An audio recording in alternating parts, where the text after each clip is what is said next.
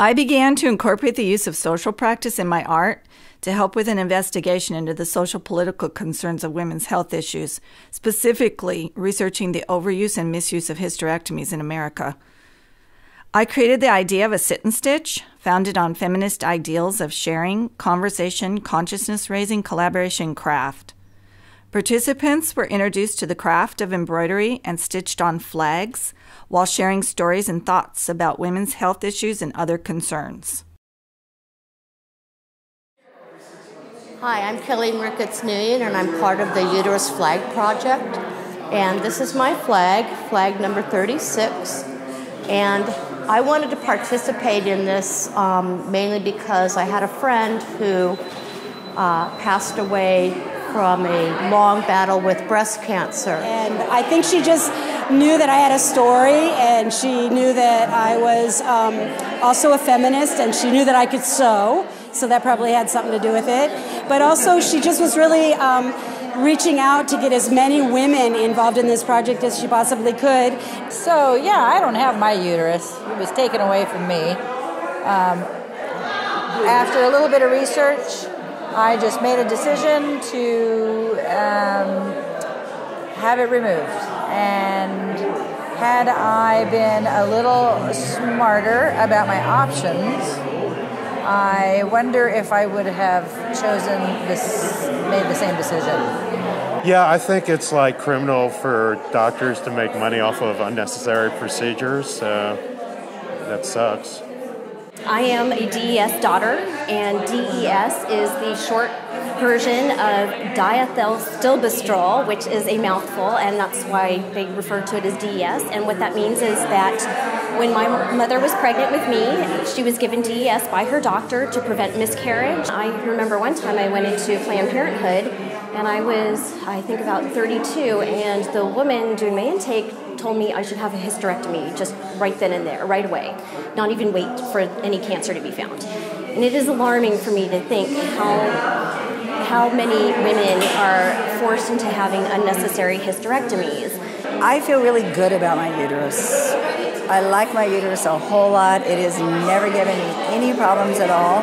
I ended up going to the ER where I was found to be very anemic and sent home with diagnosed of fibroids, told that they were pretty common in women. Between 30 to 40% of women had them, and that I would need to be on hormones such as birth control to help prevent the bleeding. My condition got much worse, where almost 2 months later I went back to the hospital, almost bled to death, lost half my blood, had 4 blood transfusions, was in the hospital for a week, and I was told the news that I would need to have a hysterectomy.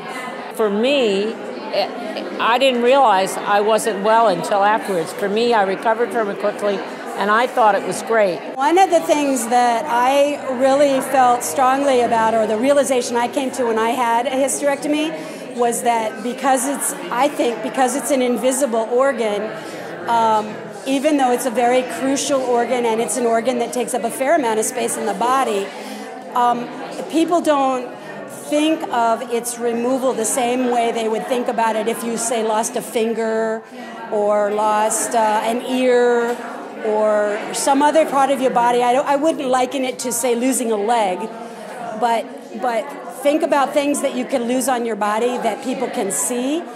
That's it's very, because this is invisible, I think that people forget really quickly how, not the person who's had the hysterectomy, but people around the person who's had the hysterectomy may be inclined to forget very quickly what a major surgery it is.